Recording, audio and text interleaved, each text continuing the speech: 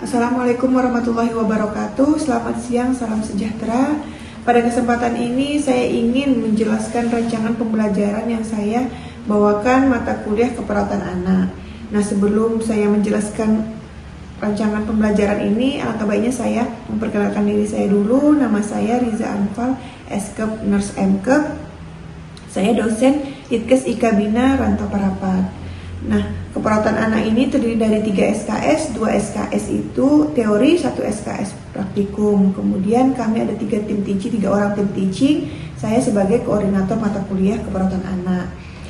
Nah, keperawatan anak ini merupakan salah satu mata kuliah yang mempelajari pemberian asuhan keperawatan kepada anak atau secara komprehensif kepada bayi, balita, anak usia prasekolah, usia sekolah hingga remaja. Kemudian juga pelayanan keperawatan anak tidak hanya berfokus pada kondisi sakit saja, juga berfokus pada upaya promotif, preventif, kuratif, dan rehabilitatif dengan pendekatan family center care, yaitu melibatkan keluarga dan orang tua.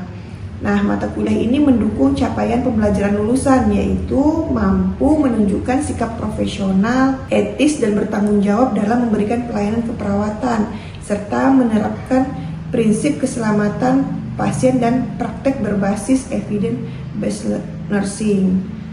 Nah, pencapaian pembelajaran mata kuliah yang diharapkan setelah mahasiswa menyelesaikan pembelajaran ini adalah mampu menjelaskan konsep dasar keperawatan anak, melakukan pengkajian secara sistematis, kemudian merumuskan diagnosa keperawatan, menyusun intervensi yang tepat, kemudian melaksanakan tindakan keperawatan sesuai standar operasional prosedur, kemudian mengevaluasi hasil keperawatan, kemudian memberikan pendidikan kesehatan kepada anak dan keluarga. Nah, proses pembelajaran ini dilaksanakan melalui berbagai metode. Salah satunya yaitu kuliah interaktif, diskusi kelompok, kemudian studi kasus, kemudian pembelajaran berbasis masalah yaitu problem based learning. Kemudian diharapkan mahasiswa juga mencari referensi ilmiah terbaru dan mampu mengaplikasikan teori ini di lapangan. Kemudian pembelajaran ini kami menerapkan student center learning, yaitu dengan metode delivered, yaitu artinya apa? Bahwa kami memberikan pengetahuan yang dapat dipahami oleh mahasiswa dan dapat dimengerti oleh mahasiswa. Kemudian kami melakukan pendekatan interaksi, yaitu interaksi dua arah antara mahasiswa dan dosen. Kemudian bisa menyampaikan pendapat di ruang terbuka. Kemudian pada saat perkuliahan kami memberikan evaluasi berupa pretest dan posttest. Kemudian evaluasi pembelajaran di setiap semester, ada ujian tengah semester dan akhir semester. Akhir kata, saya membuat video pembelajaran dengan penuh semangat, disiplin, dan rasa ingin tahu yang tinggi, menjadikan mata kuliah keperawatan anak ini sebagai bekal untuk memberikan pelayanan keperawatan yang profesional, aman, bermutu, dan berorientasi pada keselamatan pasien dan menghasilkan lulusan yang bermanfaat untuk kesehatan ibu dan anak. Terima kasih. Wassalamualaikum warahmatullahi wabarakatuh. Assalamualaikum warahmatullahi wabarakatuh. Selamat siang semua. Siang, Bu. Oke, suara saya sudah dengar ya? Sudah terdengar ya? Sudah, Bu. Oke, kita pada hari ini kita akan membahas sesuai dengan kontrak kita minggu lalu tentang asuhan keperawatan pada anak dengan stunting.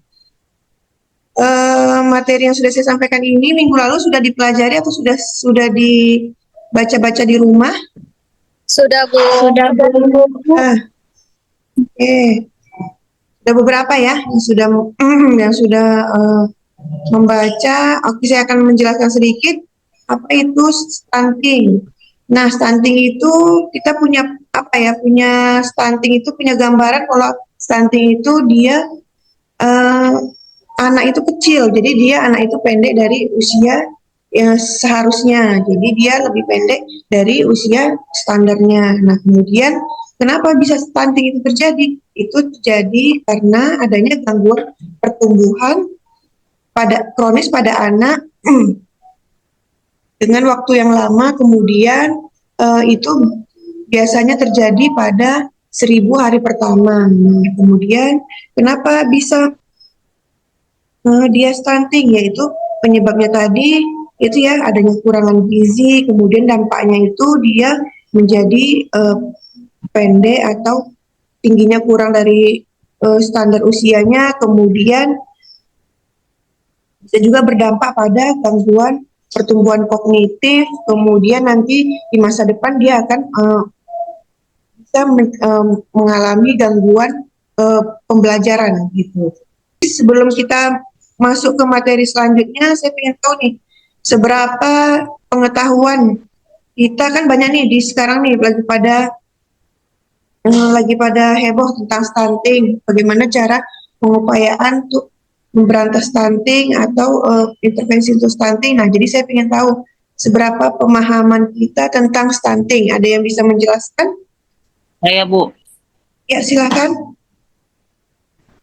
Stunting itu manusia kerdil dan pendek, Bu. Ya, jadi stunting itu identik dengan pendek ya, kerdil atau pendek. Nah, kemudian nanti kita akan bahas lagi mengapa bisa disebut begitu. Kemudian yang kedua saya ingin tahu nih, mengapa kita harus sebagai perawat ya, sebagai perawat mengapa asuhan keperawatan itu penting, sangat penting pada anak dengan stunting. Ada yang bisa menjawab?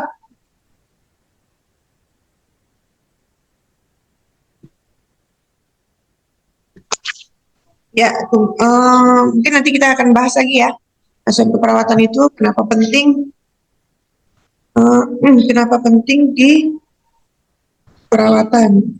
Nah, saya akan menjelaskan tujuan pembelajaran materi ini. Nah, jadi dari asuhan keperawatan ini nanti bisa kita menjelaskan bagaimana konsep penyebab faktor risiko stunting, kemudian mengidentifikasi bagaimana dampak stunting terhadap pertumbuhan dan perkembangan anak, kemudian bagaimana kita bisa mengkaji keperawatan pada anak stunting secara komprehensif, kemudian menetapkan diagnosa.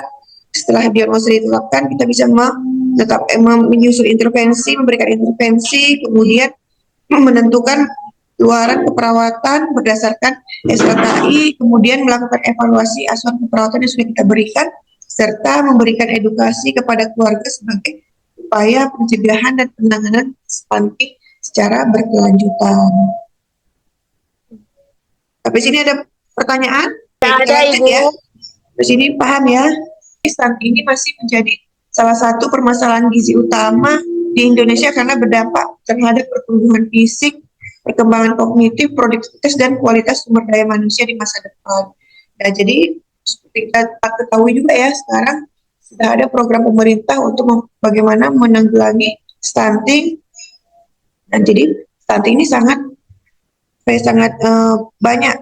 Nah, berdasarkan hasil survei ini kita lihat sendiri bagaimana status gizi Indonesia 2024. Nah, prevalensinya itu mencapai 19,8%, menurun dari 21,5 pada tahun 2023. Jadi kita harus meningkatkan pengurangan stunting di Indonesia. Nah, meskipun menunjukkan tren positif, angka tersebut masih berada di atas ambang batas masalah kesehatan masyarakat menurut WHO, yaitu kurang dari 20%. Kemudian apa faktor dari penyebab stunting itu sendiri? Itu tadi ya, mengalami kekurangan gizi kronis, infeksi berulang, kemudian sanitasi yang buruk, rendahnya pendidikan orang tua, serta pola asuh dan pemberian makanan atau gizi pada anaknya kurang optimal. Kemudian stunting. Nah, tadi ya, kondisi gagal tumbuh pada anak balita di bawah 5 tahun. Jadi dia biasanya itu banyak terjadi pada anak di bawah 5 tahun. Nah, akibatnya itu tadi kekurangan gizi kronik ya pada 1000 hari pertama. Nah, jadi 1000 hari pertama ini dihitung dari usia kehamilan ya, dari kandungan ya, jadi sampai 2 tahun. Kan dari dia lahir, kemudian kita hitung dari 1000 hari pertama itu bukan. Jadi dia dari kandungan. Jadi sangat penting pada saat ibu hamil itu gizinya juga diperhatikan sehingga nanti anaknya tidak mengalami stunting atau gizi buruk yang kita ketahui ya tinggi badannya lebih pendek dari standar usianya. Nah, stunting, nah penyebabnya tersendiri tadi ada kurang gizi kronis ya. Jadi kurang gizi ini banyak macamnya. Kurang gizi yang kita ketahui yang kayak misalnya ada yang mungkin pernah dengar marasmus atau kwashiorkor. Nah, itu beda lagi ya. Dan ini kurang gizi kronis ini biasanya pada selama usia masa kehamilan dan awal kehidupan anak yang tadi 1000 hari pertama. Kemudian infeksi berulang seperti diare atau ISPA. ISPA tahu ya? Kemudian sanitasi yang kebersihan yang buruk, kemudian kurangnya pengetahuan ibu tentang gizi dan pola asuh anak, kemudian akses ke tempat pelayanan kesehatan itu sangat terbatas, misalnya di daerah-daerah ya. Nah, kemudian dampaknya apa kalau anak kita mengalami stunting, apa yang akan terjadi, yaitu perkembangan otaknya terganggu, mengakibatkan itulah ya konsentrasi untuk belajarnya kurang, kemampuan belajarnya juga rendah, lebih daya tangkapnya lebih berkurang, kemudian risiko lebih tinggi terkena penyakit, kemudian produktivitas rendah saat dewasa. Jadi pada saat dewasa dia juga produktivitasnya juga berkurang akibat dari stunting daripada masa balita. Kemudian potensi ekonomi pun menurun. Bagaimana cara pencegahannya? Jadi pencegahannya itu tadi itu ya, kita dari 1000 hari pertama itu pemenuhan gizi ibu hamil dan menyusui. Jadi bagaimana kita nanti akan mengedukasi ibu hamil dan menyusui bagaimana gizi yang untuk mencukupi anaknya tersebut. Kemudian ASI eksklusif selama 6 bulan. Kita tahu ya, eksklusif itu selama 6 bulan, jadi tidak ada campuran lain, campuran makanan, tidak diberikan makanan, tidak diberikan susu formula, hanya ASI eksklusif selama 6 bulan. Kemudian MPASI yang bergizi sesuai dengan umur. Jadi MPASI ini diberikan pada saat setelah ASI eksklusif 6 bulan. Kemudian imunisasi lengkap dan perawatan kesehatan dasar. Jadi imunisasi wajib dilengkapkan untuk dia pencegahan penyakit yang akan dipapar oleh anak tersebut. Kemudian sanitasi dan air bersih yang baik. Sanitasi bersih dan air yang baik itu juga salah satu pencegahan dari stunting. Kemudian faktor yang meningkatkan risiko stunting. Itu tadi ya, ibu hamil dengan kekurangan energi atau anemia, kemudian bayi baru lahir, BBLR ya, berat badan bayi lahir rendah, kemudian tidak mendapatkan ASI eksklusif, pemberian MPASI yang tidak adekuat, penyakit infeksi yang berulang seperti diare, ISPA atau cacingan. Nah, sanitasi dan akses air bersih yang buruk, kemudian kemiskinan, rendahnya pendidikan orang tua. Nah, itu jadi faktor-faktor risiko yang bisa meningkatkan adanya stunting. Kemudian, nah jadi di sini kita kalau misalnya sudah kita dapat ini, misalnya di satu masyarakat itu, satu desa itu sudah ada banyak yang mengalami stunting. Nah, jadi kita bisa memberikan asuhan keperawatan pada anak dengan stunting tersebut. Seperti biasa ya, pertama kita lakukan yaitu pengkajian keperawatan. Yang kedua, setelah kita mengkaji dengan betul, kemudian kita akan mendapatkan diagnosa keperawatannya. Nah, kemudian dari diagnosa tersebut kita bisa memberikan intervensi keperawatan. Jadi intervensi keperawatan itu kita berikan sesuai dengan diagnosa yang ada. Kemudian sudah diberikan intervensi, kita implementasi keperawatannya, kemudian kita implementasi, kemudian kita evaluasi. Karena intervensi yang tindakan yang kita sudah berikan. Nah, ini ada pengkajiannya. Biasa ya, identitas pasien, keluhan, semua ini kita harus kita kaji sedetail mungkin sehingga tidak ada keluhan-keluhan pasien yang terlewati.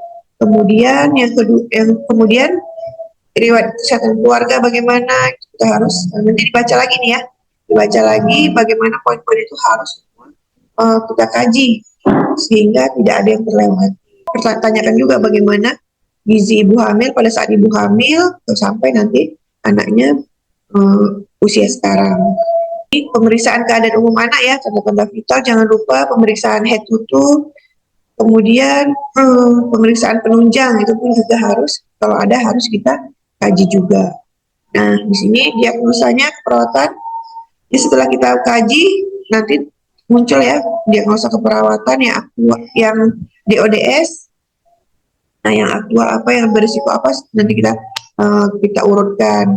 Kita lihat ada resiko gangguan integritas kulit, kemudian resiko infeksi yang dibuktikan dengan malnutrisi ya. Malnutrisi biasanya berisiko mengalami peningkatan terserang organisme patogenik, kemudian defisit kekuatan diri, makan berhubungan dengan kelemahan, kemudian defisit pengetahuan berhubungan dengan kurang terpapar informasi. Nah, jadi ini hanya gambaran ya, gambaran nanti kita sesuaikan dengan hasil pengkajian yang didapatkan di anak tersebut.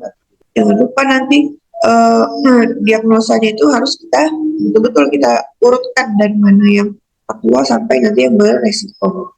Nah, di sini ada intervensi.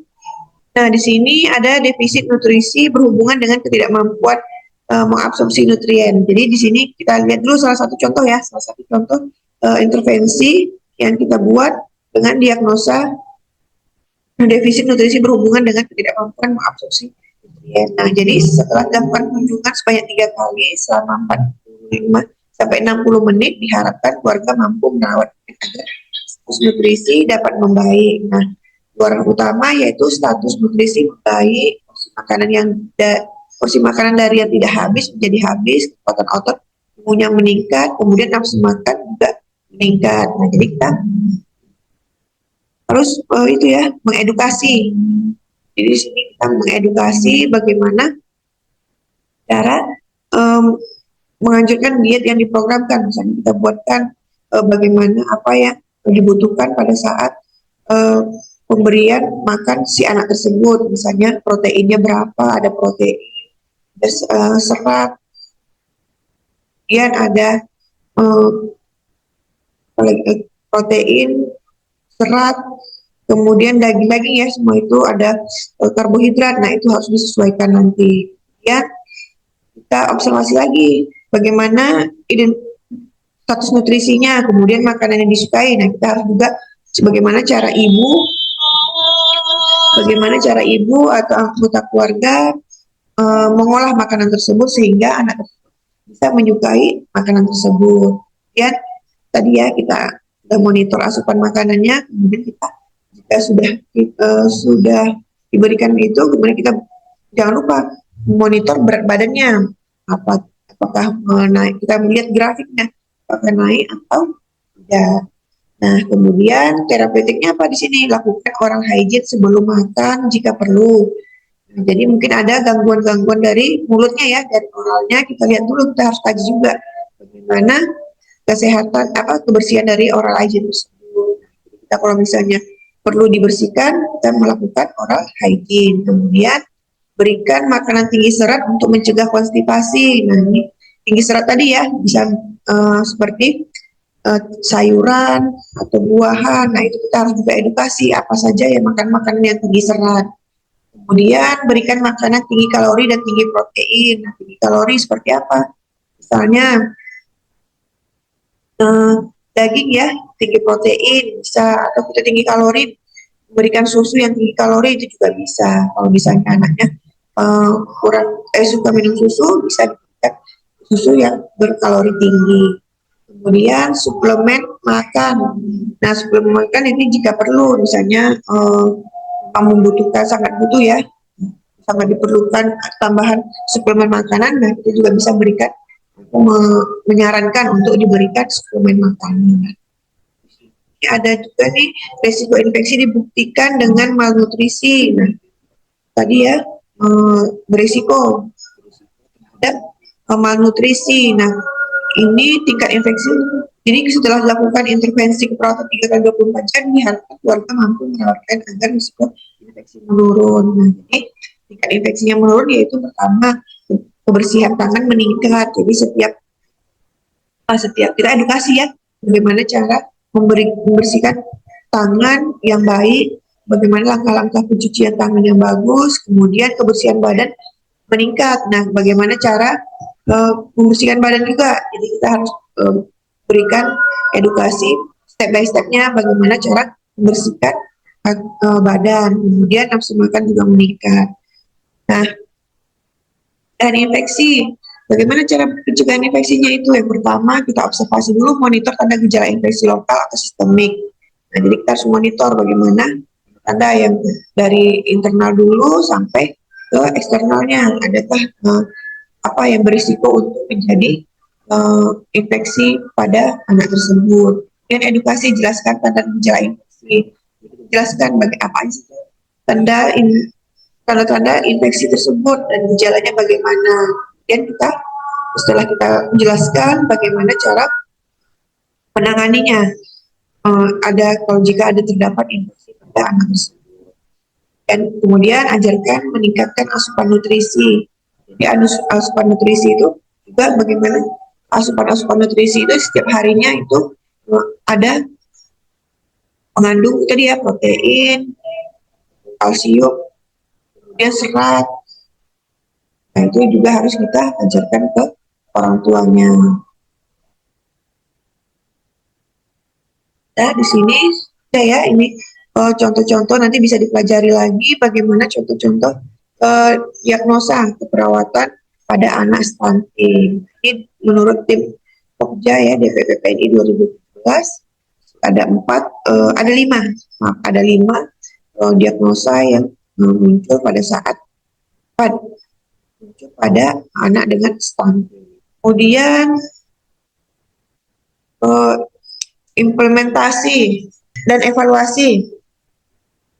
Nah, setelah kita diagnosa dan intervensi tadi ya, biasanya intervensi kita berikan berapa hari, intervensi ada yang tahu? 3 kali atau 3 kali 24 jam atau 3 hari. Jadi hari pertama kita berikan edukasi, kemudian kita beri edukasi, hari ketiga juga kita berikan edukasi, kemudian kita berikan intervensi itu, kemudian kita implementasi. Nah, di implementasi ini pelaksanaan dari perencanaan keperawatan. Jadi sudah kita berikan edukasi, nah jadi tinggal pelaksanaannya bagaimana dari anggota keluarga tadi ya, anggota keluarga dari anak tersebut atau orang tua tersebut, bagaimana dia melaksanakan edukasi-edukasi yang telah kita berikan. Nah, di situ juga dipantau ya oleh perawat tersebut. Nah, bagaimana tahap-tahap yang lain pada proses keperawatan. Nah, fase pelaksanaan dari beberapa kegiatan antara lain validasi atau pengesahan rencana keperawatan, menulis atau mendokumentasi rencana keperawatan, melanjutkan pengumpulan data dan memberikan asuhan keperawatan. Nah, ini ya dari pertama, jadi beberapa kegiatannya itu kita validasi, kita pengesahan dulu rencana keperawatannya. Jadi sudah sah nih rencana keperawatannya.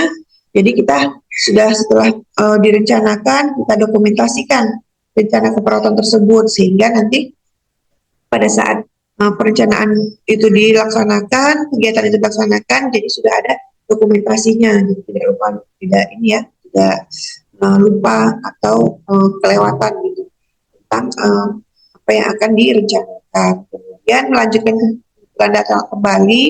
Jadi setelah kita berikan berikan edukasi itu, jadi kita kumpulkan data lagi bagaimana setelah kita berikan intervensi tersebut, apakah ada perubahan. Nanti kita kumpulkan data kembali, apakah ada perubahan dari sebelum intervensi atau sebelum intervensi dan setelah dan kita berikan asuhan ya. Kemudian evaluasi keperawatan. Setelah kita sudah empat dari pengkajian, diagnosa, intervensi, implementasi, dan terakhir kita evaluasi keperawatan. Jadi di evaluasi ini langkah terakhir dalam proses keperawatan yang merupakan kegiatan sengaja dan terus-menerus yang melibatkan klien atau pasien dengan perawat dan anggota tim kesehatan lainnya. Jadi kita evaluasi. Jadi Bu, dari beberapa, misalnya anggota keluarganya dari beberapa edukasi atau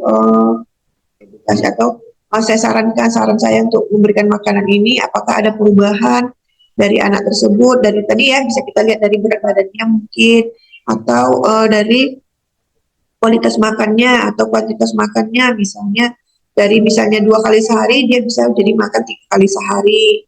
Terus banyaknya mungkin dari yang tidak hanya sedikit 2 sendok bisa misalnya lebih 5 sendok. Nah, kita sudah ada perubahan dari intervensi tadi yang kita berikan. Jadi itu tidak lupa dievaluasi. Setelah dievaluasi, jangan lupa lagi kita dokumentasikan. Ya, ada pertanyaan? Kalau tidak ada pertanyaan, saya yang bertanya ya. Ini sudah jelas ya. Bisa ada yang bisa menjelaskan apa itu stunting? Saya, Bu. Ya, silahkan. Jadi stunting itu adalah kondisi gagal tumbuh pada anak balita atau di bawah 5 tahun akibat kekurangan gizi kronis yang terjadi dalam waktu lama, terutama pada 1000 hari pertama kehidupan mulai dari kandungan, Bu. Ya, gitu ya. Sudah jelas ya, berarti ya sudah paham apa yang saya jelaskan. Kemudian dampak stunting anak, apa yang berdampak? Dampak apa yang terjadi pada anak dengan stunting? Ada yang bisa menjelaskan? Ya, Bu. Ya, silakan. Dampak stunting pada anak itu yang pertama perkembangan otak terganggu, kemampuan belajar rendah. Terus yang kedua risiko lebih tinggi kena penyakit. Yang ketiga produktivitas rendah saat dewasa. Yang keempat tensi ekonomi menurun. Itu ya, ada 5 ya. Sudah dijelaskan, berarti sudah paham dampak stunting pada anak itu jadi sudah dijelaskan ya. Kemudian apa saja pencegahannya, bagaimana cara kita mencegah supaya tidak terjadi stunting. Saya, Bu, Ya, silakan. untuk pencegahan stunting yaitu yang pertama adalah pemenuhan gizi ibu hamil dan menyusui. Yang kedua adalah ASI eksklusif selama 6 bulan. Lalu yang ketiga adalah MPASI yang bergizi dan sesuai umur. Yang keempat adalah imunisasi yang lengkap dan perawatan kesehatan dasar. Dan yang terakhir adalah sanitasi dan air bersih yang baik itu. Ya, ya sudah jelas ya. Yang lain sudah paham ya. Kemudian yang terakhir, sebutkan diagnosa keperawatan pada pasien dengan stunting. Saya, Bu. Ya, silakan. Diagnosa keperawatan yang dapat diangkat pada pasien stunting itu ada yang pertama defisit nutrisi, kedua risiko gangguan integritas kulit, yang ketiga risiko infeksi, keempat defisit perawatan diri, dan yang terakhir yaitu defisit pengetahuan, Bu. Ya, sudah jelas ya, sudah paham semua ya. Jadi hari ini sudah kita bahas bagaimana itu anak dengan stunting ya. Jadi stunting itu identik dengan pendek atau kerdil dengan usianya ya, dengan usia standarnya. Nah, itu dia biasanya disebabkan gangguan gizi pada 1000 hari pertama kehidupan yang dihitung dari awal kehamilan ya. Nah, kalau tidak ada pertanyaan, saya tutup materi kuliah hari ini. Selamat siang. Assalamualaikum warahmatullahi wabarakatuh. Siang, Bu. Yang